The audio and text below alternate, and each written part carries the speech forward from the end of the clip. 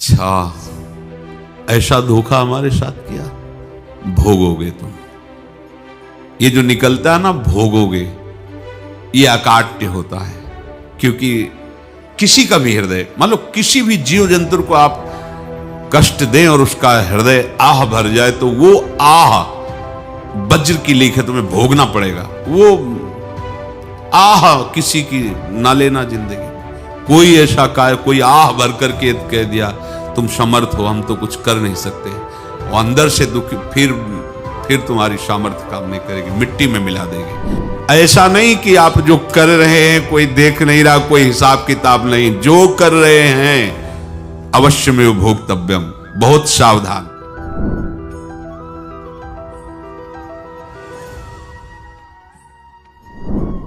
जीव स्वयं नित्य निरंतर कर्मों के जाल को रच रहा है और अपने आप को बांध रहा है।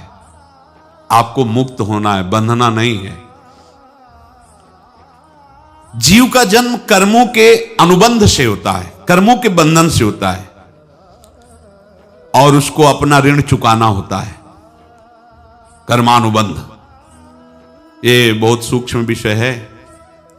जैसे आप जिस परिवार में जन्म लिए हैं, तो उस परिवार के लोगों से आपका ऋण है, इसलिए उसी परिवार में आप आए हैं।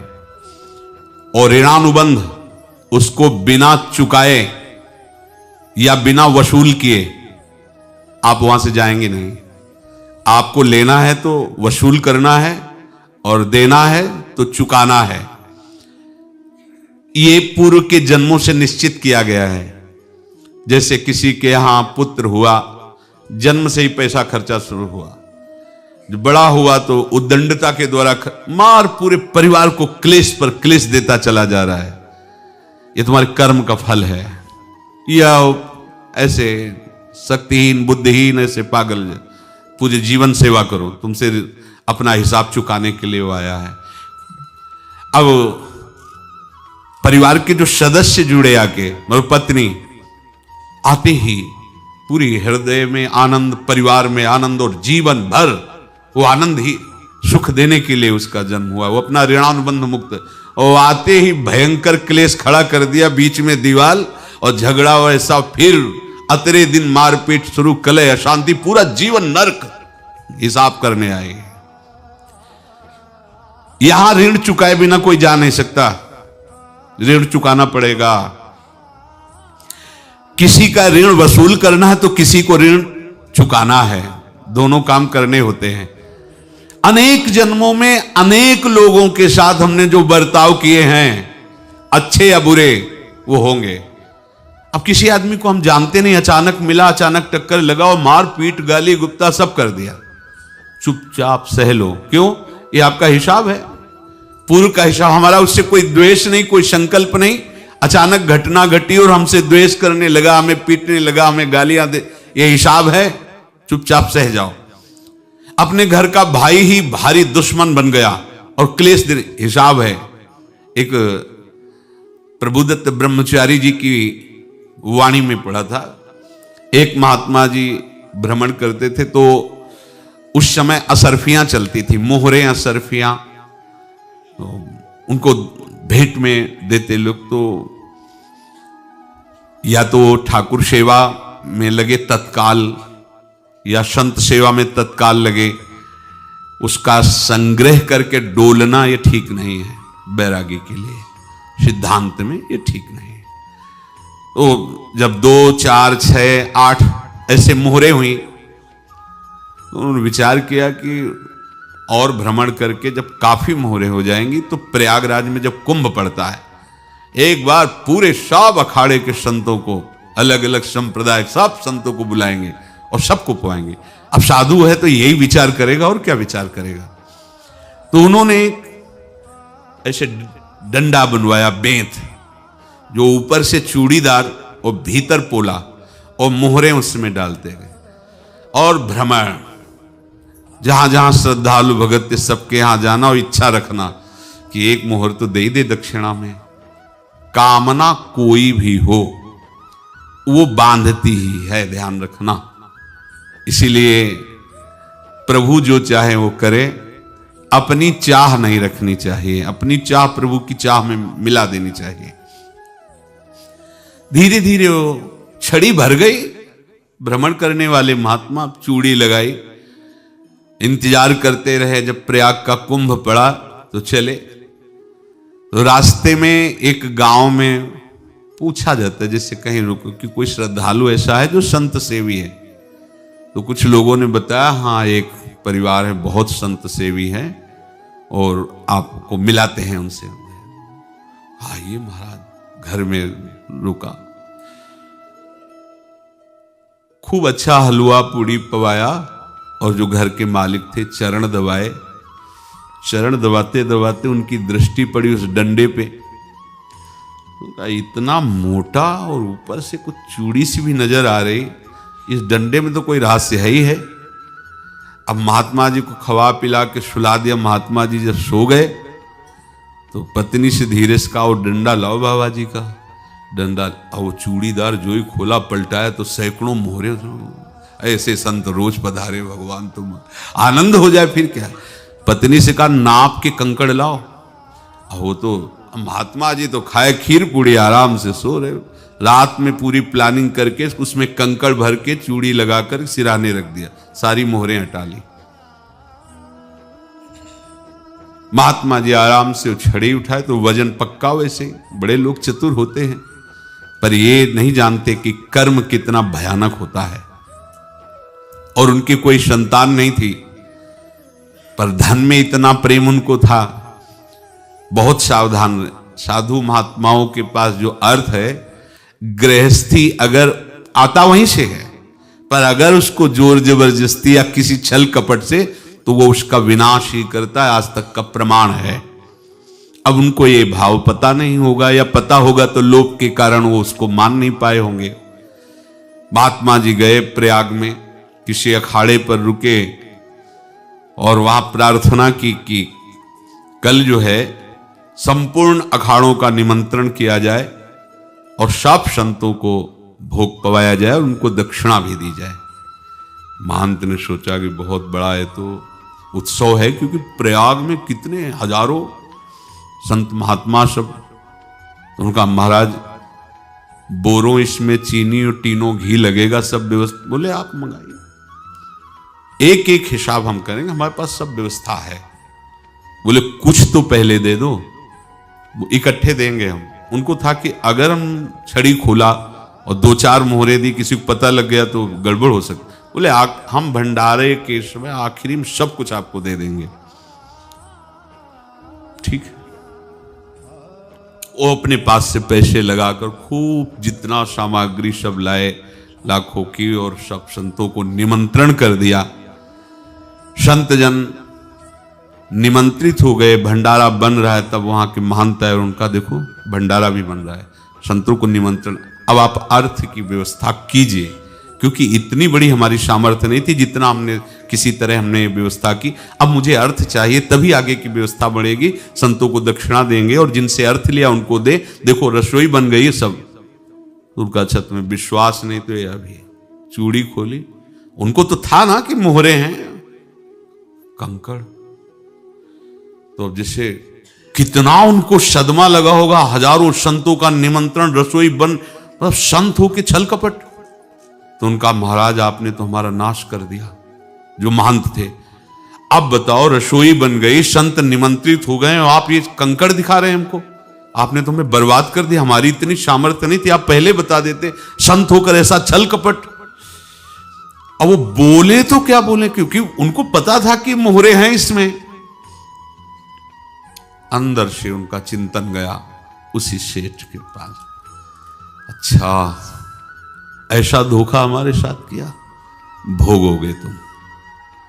ये जो निकलता है ना भोगोगे, ये अकाट्य होता है। क्योंकि किसी का भी हृदय, मान लो किसी भी जीव जंतु को आप कष्ट दें और उसका हृदय आह भर जाए, तो वो आह वज्र की लेख है, तुम्हें भोगना पड़ेगा। वो देखो भीष्म जी को भोगना पड़ रहा है ना। सांप को ऐसे धनुष की नोक से उठाया और बंबूल के कांटों के ऊपर फेंक दिया, कई दिन तक शेदा हुआ, वो आह भर करके मरा। तो आपको 6 महीने बाणों की सैया पर आह किसी की ना लेना जिंदगी में। कोई ऐसा कोई आह भर करके कह दिया तुम समर्थ हो, हम तो कुछ कर नहीं सकते, और अंदर से दुखी, फिर तुम्हारी सामर्थ्य काम नहीं करेगी, मिट्टी में मिला देगी। फिर ये तो संत थे और भगवत आराधना के लिए, संत आराधना के लिए ही ऐसा किए हुए थे। अब इनका कैसे मुंह दिखाएं? अब क्या करें? सुबह संत जन आएंगे, सबके बीच में हमारी कि देखो इन्होंने, अब क्या करें? गए और संगम में जाके छलांग लगाई, अपने प्राण त्याग दिए। अब उनके तो पास मोहरे थी और व्यापार बढ़ा, और 9-10 महीने बाद ही लड़का हुआ। अब तो उनको कि संत फलीभूत हो गया। देखो व्यापार चल रहा, लड़का नहीं होता था, लड़का भी हो गया, बड़ा आनंद छा रहा है। जब से वो प्रकट हुए और धन की वृद्धि शुरू हो गई, पढ़ाई लिखाई में उनके खर्चा हुआ सब, बस बीमारी शुरू हो गई उनके शरीर में। अब उसमें पैसा जाना शुरू हुआ।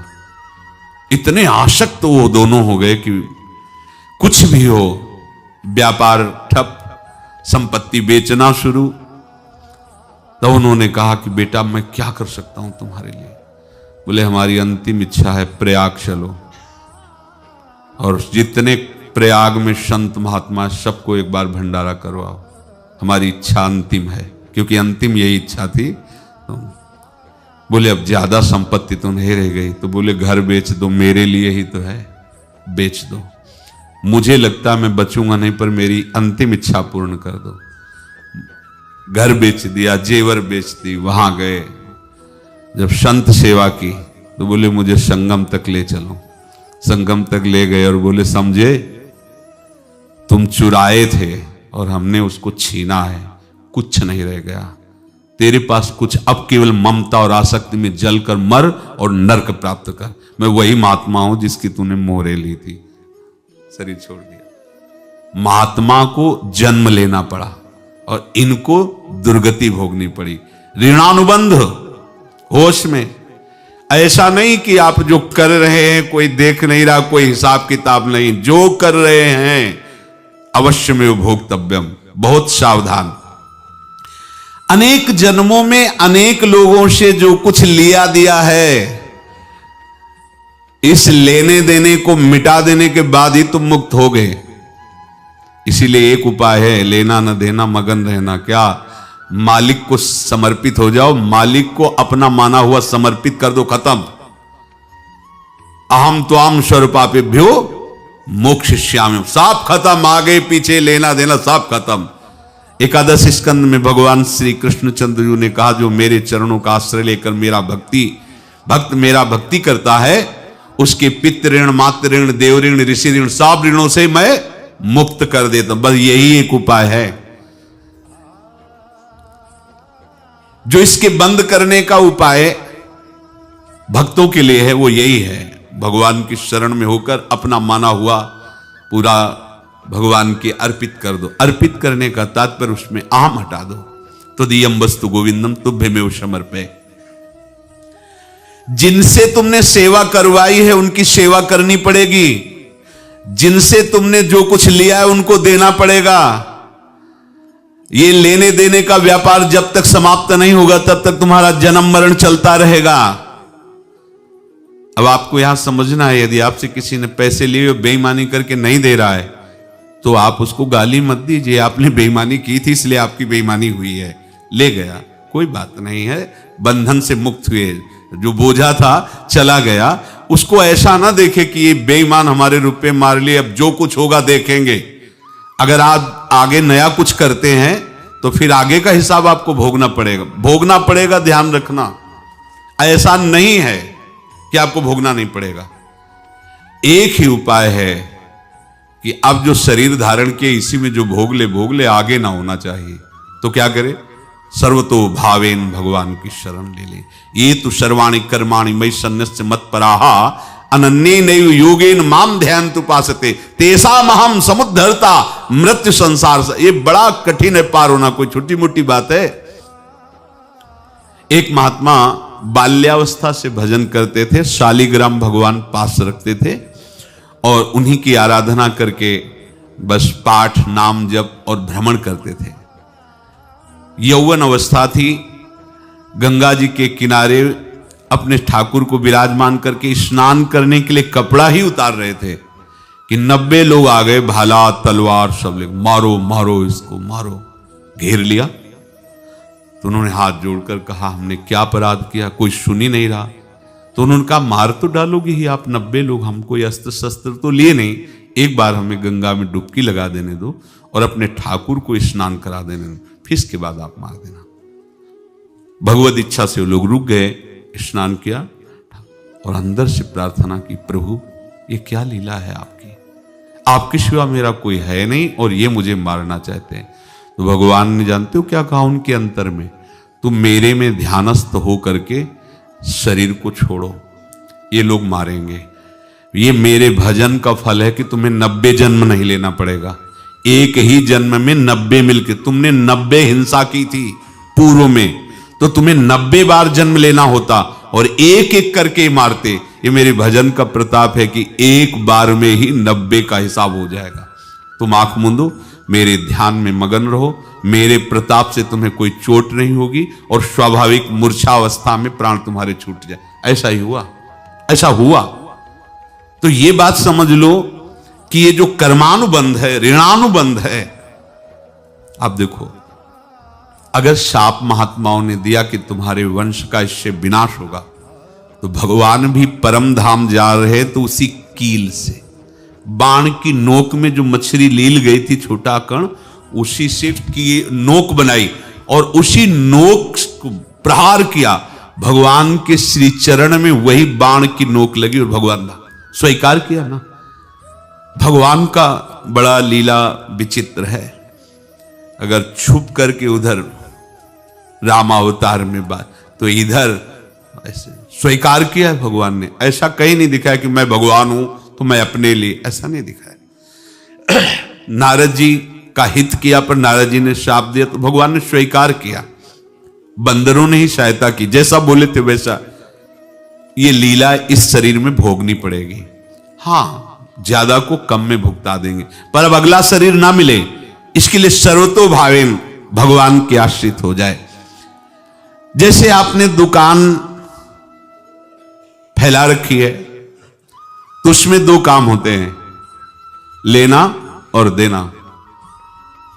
किसी को उधार दिया है तो हमें उसे लेना है, और कोई नगद देकर सामान ले रहा है तो उसे सामान देना है, या उधार लिया है तो हमें उधार देना है।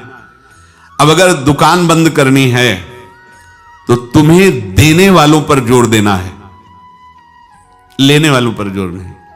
लेने वाला तो जाओ हम क्षमा किया, समर्पित किया, हमारा कोई संबंध नहीं, खत्म हो जाए, वो खुशी हो जाएगा। लेकिन देने वाला तुम अगर दुकान भी उठा दोगे तो जहां भी रहोगे तुम्हारे पास वो आएगा, लाइए हमारा। तो देने पर नजर रखिए, जिसका जिसका हिसाब है वो आपके सामने आता जाए, हटाते जाओ। लेने पर नजर मत रखिए और दुकान फौरन उठा दीजिए, नहीं अगर लेते देते रहे तो चलता रहेगा। आगे चलकर कुछ लेना न देना, मगन रहना बस अपने प्रभु के चिंतन में। अब हम कैसे जाने कि किसको क्या देना है, हमें क्या पता? तो हम पूरा हिसाब जिनको पता है उनको दे देते हैं, समझ रहे हो?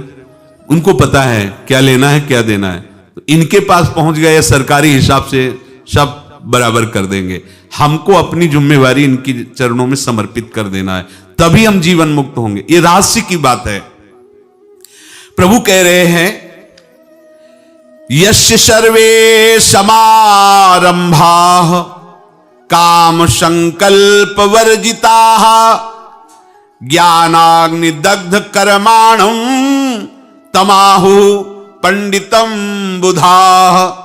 जिसके संपूर्ण कर्मों के आरंभ संकल्प और कामना से रहित हैं, तथा जिसके संपूर्ण कर्म ज्ञान रूपी अग्नि से जल गए हैं, उसको ज्ञानी जन भी पंडित कहते हैं, बुद्धिमान कहते हैं।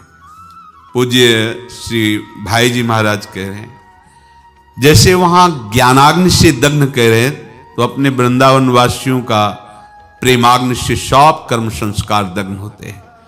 जिस समय आपके हृदय में भगवत प्रेम का प्रादुर्भाव होगा तो लेश मात्र कभी तुम्हें दुख नहीं भोगना पड़ेगा। प्रेम का प्रादुर्भाव होते ही दुख का नाश हो जाता है, महासुख।